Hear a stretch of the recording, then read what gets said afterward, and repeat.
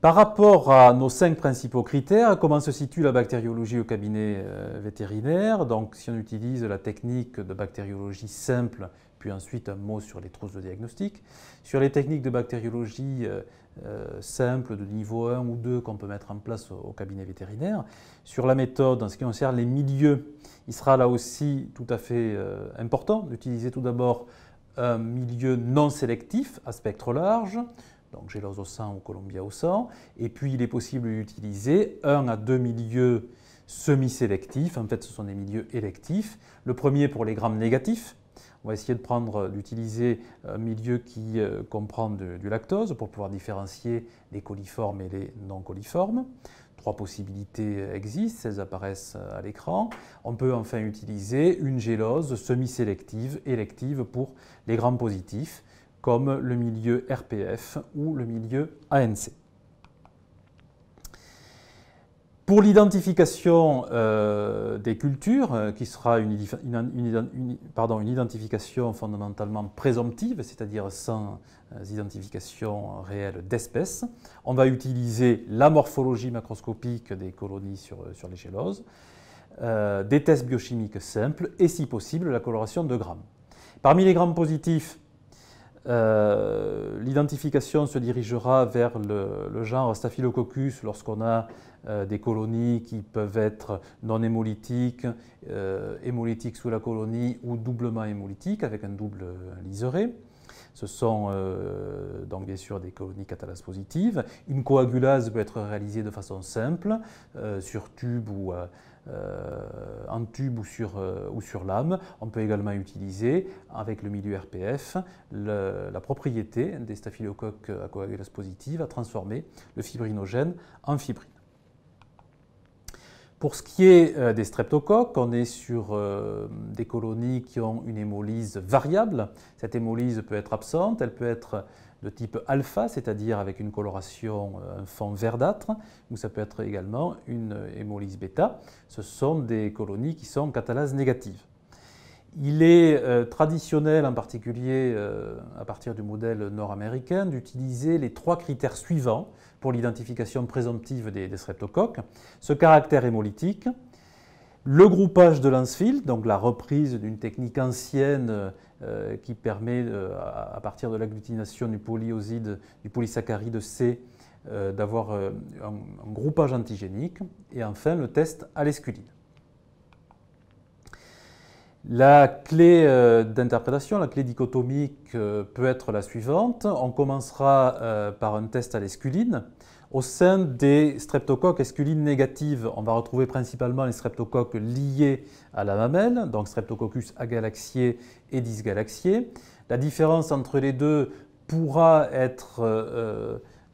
se faire de façon présomptive par l'hémolyse, puisque Streptococcus agalaxiae peut être bêta-hémolytique. Ceci dit, d'une part, il est devenu très peu fréquent en France, et d'autre part, l'hémolyse généralement des streptocoques pour toutes les autres espèces est variable, elle peut être alpha ou négative, donc ce critère de l'hémolyse ne donne qu'une orientation de faible intérêt.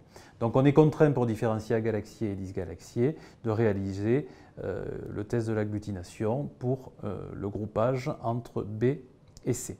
De l'autre côté, les streptocoques qui hydrolysent l'esculine ne comprennent pas que l'espèce Uberis. On est obligé de passer par une gélose sélective, qui est la gélose entérococcocelle pour le marché français, qui va permettre de différencier Uberis d'une part, qui ne poussera pas sur cette gélose, et qui par ailleurs est pour plus de 50% des souches non groupables. Et d'autre part, les autres streptos, donc les streptocoques environnementaux, essentiellement intestinaux, les entérocoques, Streptococcus bovis et les autres streptos, qui vont pousser avec une culture marron à noirâtre et qu'on pourra ensuite tenter de différencier par le groupage de Lancefield. Les autres bactéries à gram positif sont des bacilles que l'on pourra identifier en observant la morphologie macroscopique et la morphologie du gramme, ainsi que pour ce qui est des corinéformes, une éventuelle lenteur de culture pour Corynebacterium spp. On pourra différencier Pyogenes des autres Corynebactéries, soit par le test de la catalase, soit par le test du sérum coagulé. On pourra également observer l'hémolyse. Enfin, il existe d'autres bactéries, d'autres bacilles gram-positifs qui ont des formes ramifiées, filamenteuses, etc., qui ont des caractères morphologiques ou culturaux très variables. Et donc là, il n'existe pas de tests d'orientation simples et rapides qui peuvent être proposés pour une bactériologie simplifiée.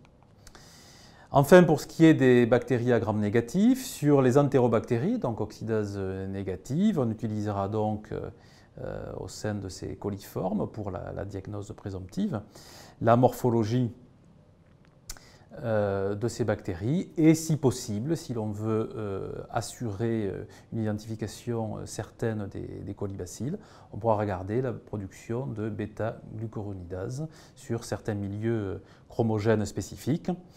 Donc des colonies d'une part petites, en moyenne, à caractère sec, opposées à des colonies grosses, muqueuses ou grasses, orienteront respectivement vers Escherichia coli et Klebsiella, sans oublier un troisième groupe constitué par les autres coliformes qui ont des caractéristiques moins nettes. Sur les colonies lactose négatives, les non-coliformes, tout comme sur la droite de cette diapositive sur les non-entérobactéries, oxydase plus, il n'existe pas là non plus de tests biochimiques ou de tests quelconques rapides qui permettent d'orienter de façon à la fois aisée et efficace. Sur les autres germes, il est possible de faire pousser sans aucune difficulté sur les géloses de première intention, type gélose au sang ou Columbia au sang, les champignons, les levures et les algues. Et nous vous proposons sur la diapositive qui suit un certain nombre de caractéristiques morphologiques permettant de les identifier ou de les différencier. Donc finalement, quels sont les atouts et limites comparés de la bactériologie simple par rapport à la bactériologie réalisée en laboratoire de diagnostic? Sur le premier critère qui est celui de la rapidité, eh bien, on va améliorer les choses, hein. Donc on passe de 1 croix à 3 croix, puisque d'une part on va améliorer très certainement l'acheminement du prélèvement et d'autre part on va aller moins loin dans l'identification. Sur le coût unitaire, on va également améliorer les choses puisqu'on a moins de dépenses liées au poste ou pas de dépenses liées au poste d'identification qui comprend plus de 50% de l'ensemble. Sur les 3 autres critères, la sensibilité est en général moins bonne si on ne prend pas la peine de réaliser un enrichissement soit en première intention, soit dans les cas d'absence de culture. Le spectre est du même ordre que si les mêmes milieux sont dans un ancien laboratoire, on n'a en général pas la possibilité, je pense qu'il n'est pas forcément indiqué en cabinet vétérinaire d'ensemencer des milieux particuliers et encore moins de réaliser des PCR spécifiques. L'identification d'espèces, enfin, est par définition absente d'une bactériologie simplifiée et rapide. On a des marges de progrès importantes, en particulier sur ce critère de la sensibilité. Donc sur la diapositive qui suit, vous avez une série d'éléments d'optimisation de la sensibilité qui vous sont proposés, soit sur le temps d'inoculation, soit sur le temps d'incubation. On peut par exemple inoculer un volume relativement important, donc il ne faut pas hésiter à inoculer 50 à 100 microlitres, et éventuellement de mettre en œuvre donc un enrichissement en milieu BHI ou d'autres possibilités en fonction des cas qui apparaissent sur cette diapositive. En sous-traitance, le passage à une PCR quantitative est recommandé et souvent très intéressant. La marge de progrès sur l'identification d'espèces, eh bien, c'est étendre le diagnostic d'espèces à des bactéries qui sont en dehors des principaux groupes que l'on a rappelés, donc Staphylococcus, Streptocoque, corinéforme et gram-négatif.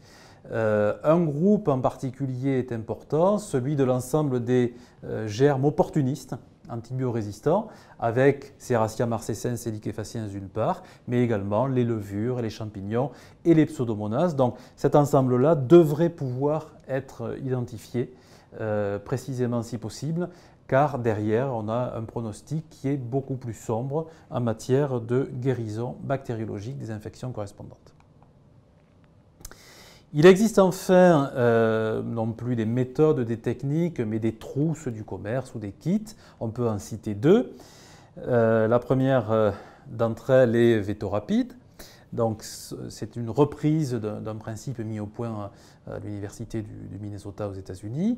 Il y a en fait la possibilité d'utiliser des des tri ou des quad plates. Donc, utiliser finalement des géloses compartimentées. Celle qui est reprise en France comprend 3 compartiments, avec respectivement un compartiment électif pour les staphylocoques, un second électif pour les streptocoques, et le troisième correspond au milieu de McConkey, donc qui va permettre la croissance des bactéries lactose plus et lactose moins, les coliformes et plus généralement donc les entérobactéries. Ce milieu ne permet normalement pas l'identification aisée des autres bactéries, Pyogenes, Corinnae, Pseudomonas, etc. Et donc, son identification sera limitée à certains germes en l'absence de tests complémentaires. Si l'on reprend notre tableau habituel sur les critères, sur les deux premiers, la rapidité et le coût, eh bien, on va avoir des performances supérieures ou égales aux précédents, puisque l'ensemencement se fait par un écouvillon à saturation sur 3 parties, sur 3 géloses rassemblées en une seule, et donc on a souvent des cultures très abondantes qui vont pousser, liées à un inoculum plus lourd. Et en ce qui concerne le coût unitaire, il est encore abaissé par rapport au précédent. Sur les critères de sensibilité, l'enrichissement n'est en général pas mis en œuvre, donc on est au même niveau que sur la bactériologie précédente. Le spectre, il n'y a pas de changement, et là encore plus que dans le cas précédent, on n'a pas d'identification d'espèces rigoureuses. On a donc un risque de défaut de spécificité avec ces triplates, et on peut penser que ce type d'approche permet un premier crible, une première orientation, mais qu'il appelle certainement des techniques de confirmation ou d'approfondissement de l'identification. Enfin, que ce soit en Amérique du Nord, au Québec par exemple, ou dans certaines régions françaises, on a un certain retour d'utilisation du Petrifilm, donc qui est une marque qui a été fortement développée depuis plus de 40 ans, en particulier en hygiène alimentaire.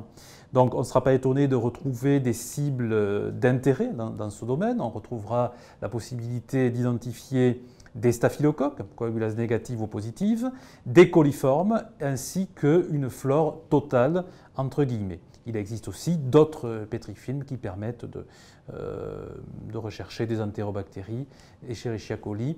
Donc on reste dans les deux mêmes grands domaines, les staphylocoques et les entérobactéries. On a donc là affaire à une identification qui est présomptive. Elle est principalement limitée à 2 groupes de germes, en l'absence, à nouveau, de tests complémentaires. Donc si on reprend nos différents critères dans ce tableau, la rapidité de l'analyse est tout aussi importante avec le Petrifilm qu'avec VetoRapid. Selon les fabricants, on a un isolement qui peut survenir entre 6 heures et 48 heures après l'ensemencement. Le coût unitaire est également amélioré puisque l'ensemble de ces 3 films va revenir à peu près à 4 à 5 euros. Et donc c'est ce qui peut expliquer que ce type d'analyse a un certain succès, y compris pour une mise en place dans des gros élevages. Sur les critères techniques de détection bactérienne, on a très peu de publications qui proposent une évaluation rigoureuse et large sur beaucoup d'échantillons de ce Petrifilm. On n'améliore rien en matière de sensibilité, encore moins en matière de spectre, ni d'identification d'espèces.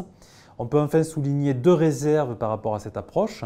L'absence d'identification des streptocoques et l'absence d'identification d'une contamination éventuelle du prélèvement. On peut aussi se poser la question de la spécificité. Elle est améliorée pour les staphylocoques grâce à l'adjonction d'un disque. Ce n'est pas forcément le cas sur les autres. En bilan général sur ces différentes approches, si on ajoute donc la PCR multiplex de type pathoproof dans ce tableau, sur le critère de la rapidité, Eh bien, on voit que l'ordre dans lequel on vient d'envisager ces techniques nous donne finalement des qualités croissantes en matière de rapidité. On va donc jusqu'à pas plus que 4 heures en patho-proof si ce potentiel-là est mis en œuvre, c'est-à-dire si beaucoup de prélèvements sont envoyés certainement dans certains laboratoires. Pour ce qui est du coût unitaire, l'achat des kits patho-proof est à peu près à une quinzaine d'euros chez le fournisseur. Donc ce sont des techniques qui devraient sortir à peine au-dessus d'une bactériologie réalisée dans un laboratoire spécialisé, donc autour de 40-45 euros, ce qui fait qu'on n'a pas de différence significative par rapport à une bactériologie culturale complète. Si l'on ne compare que les techniques culturales, eh bien on peut voir que finalement nos objectifs 1 et 2 sont atteints, c'est-à-dire qu'il est tout à fait possible dans un cabinet vétérinaire d'obtenir un résultat significativement plus rapide et à coût maîtrisé par rapport à certains laboratoires de diagnostic. Enfin, sur les critères techniques de caractérisation et avant cela de détection bactérienne, la comparaison de l'ensemble des techniques culturales et des PCR multiplex montre que cette dernière est en fait plus sensible, plus spécifique du fait du choix des amorces et surtout plus évolutive que les principales techniques culturales, plus évolutive vers la caractérisation bactérienne et la nature éventuellement et le nombre de cibles. Si on s'en tient aux techniques culturales, la sensibilité est lié finalement au type de milieu, y compris d'enrichissement, que l'on va utiliser et aux modalités d'ensemencement et d'incubation. Donc on rajoute ici un point tout à fait positif pour la bactériologie rapide. La sensibilité vient s'ajouter à la rapidité et à la maîtrise des coûts lorsqu'on fait une bactériologie simple. En revanche, l'essor, le développement d'une part de la spectro de masse et d'autre part de la PCR en temps réel a fait faire de très gros progrès respectivement en matière d'identification et d'élargissement du spectre. Et donc dans ce cadre-là, on peut proposer une stratégie qui consiste à la fois à faire de la bactériologie simple au cabinet et à sous-traiter des laits, des cultures, des échantillons au laboratoire, à ne pas hésiter à envoyer, à collaborer, ne serait-ce qu'au moment d'une demande d'antibiogramme, de façon à vérifier, approfondir et, si possible, faire partie d'une chaîne de contrôle qualité pour s'évaluer régulièrement. Donc en conclusion, je dirais que dans le cadre du plan éco-antibio, il ne faut pas hésiter à augmenter la fréquence des analyses bactériologiques et étiologiques plus largement, mais en fonction des cas, peut-être parfois au cas par cas, fixer la rapidité, la précision, la profondeur d'analyse ainsi que le coût qui sont nécessaires et ainsi en fonction des cas, plusieurs possibilités s'offrent aux praticiens pour conjuguer la rapidité et la profondeur d'analyse qui est permise par les technologies actuelles. Enfin, le dernier point serait de toujours connaître les limites de toute technique avant de les utiliser. Je vous remercie.